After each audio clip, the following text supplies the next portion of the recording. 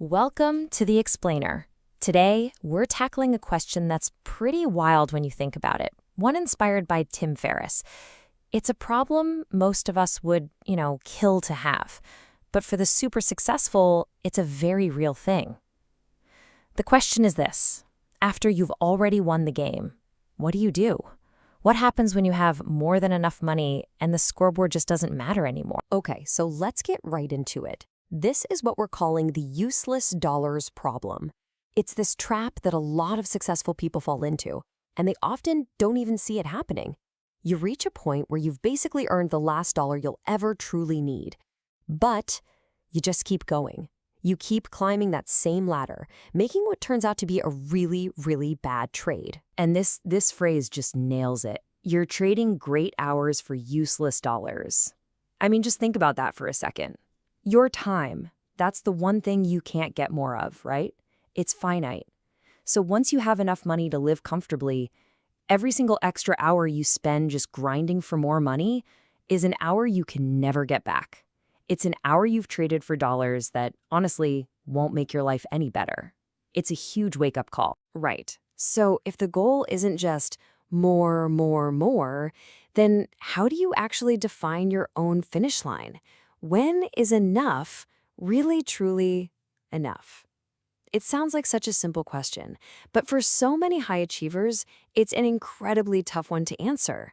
Because for some reason, the goalposts, they just keep on moving. And to get why that finish line is always shifting, you really have to dig into the psychology behind it all. Why do people keep running? It's not just about greed. That's too simple. As the source material really points out, there's something way deeper, way more subtle going on here. The real issue, it turns out, is a failure of imagination. Think about it. If the only game you've ever known how to play is the one where you rack up wealth, or status, or achievements, you just keep playing it. It's the default setting. You haven't really spent any time imagining what else could bring you joy, or a sense of progress, or fulfillment. So you just fall back on the scoreboard you know best, money. And this isn't just a theory. It's backed up by this really fascinating study from Bloomberg. They asked people from all sorts of financial backgrounds a simple question. How much more money would you need to feel secure? And the answer was almost always the same. About 2 times what I have now. It didn't matter if they had $50,000 or $50 million. The answer was 2x more.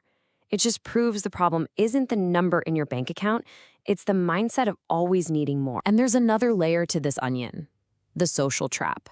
As you get wealthier, your social circle, it tends to change. You start hanging out with even wealthier people. And before you know it, their goals, their ambitions, their toys like, private jets, suddenly become your new standard.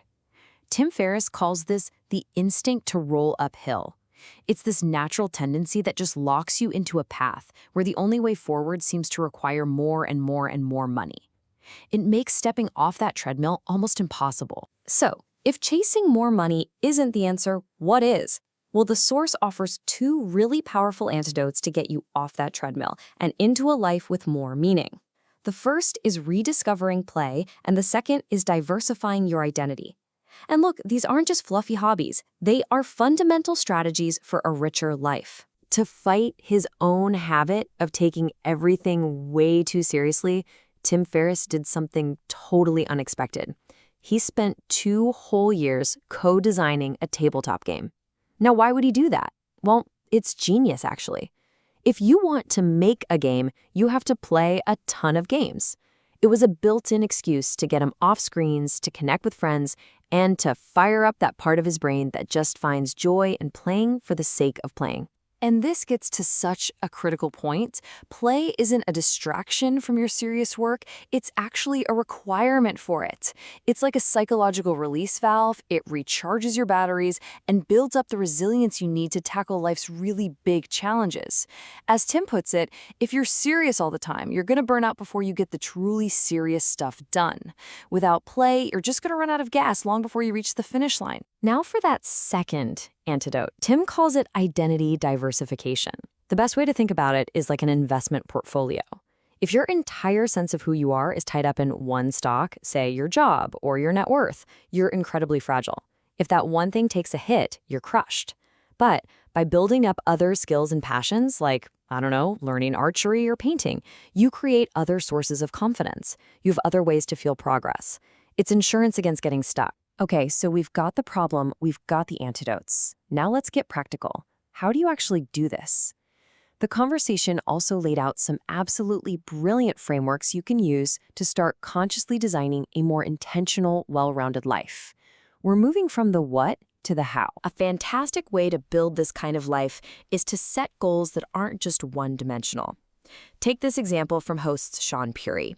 He created his own 20-20-20 club. So his goals for the year weren't just about business. He had a fitness goal, lose 20 pounds. He had a financial goal, add $20 million in equity. And crucially, he had an adventure goal, plan 20 off-script days. A framework like this forces you to think holistically about what success even means. And here is such a great hack for that imagination problem we talked about earlier. It's called lifestyle sampling.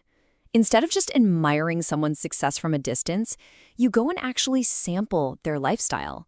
Seriously, go spend a day with them. See what their life feels like, hour by hour. You might find out that you deeply respect what they've built, but you would absolutely hate living their daily life. This gives you what's called visceral clarity. You feel it in your gut, not just your head, about what you really want and what you definitely don't. So finally, let's say you've dealt with a money problem. You're building a richer life. Where does your curiosity go from there? Well, let's look at the new frontiers Tim Ferriss himself is exploring now. He's moving way beyond basic productivity and into some of the most fascinating questions about human well-being today. One of the biggest areas Tim's looking at is the shift away from relying solely on pharmaceutical drugs for really complex health problems. He sums up the future with this phrase, electricity over pills. It's this idea that we can use different forms of energy and stimulation to treat everything from depression to autoimmune issues, but with way more precision and hopefully fewer side effects. So what does that actually look like? Well, it includes cutting-edge fields like metabolic psychiatry, which studies how things like the ketogenic diet can affect your mental health. It includes non-invasive brain stimulation, like accelerated TMS, which is showing incredible results for depression.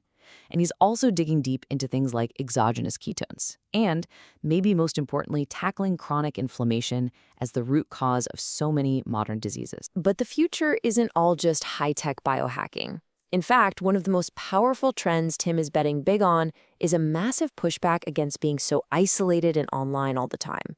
As he says, I am so long analog and social. As more and more people feel the burn from loneliness and screen fatigue, they're actively looking for real human connection. We're talking running clubs, book clubs, game nights. It's kind of a retro idea, but with a very, very modern sense of urgency. And really, in the end, it all boils down to this one question. Most of us spend our entire lives learning how to get what we want, how to be effective, how to succeed, how to win. But the real work, the work of a life that's actually well-lived, starts when you finally pause and ask yourself, am I even wanting the right things? And that's the challenge we want to leave you with today.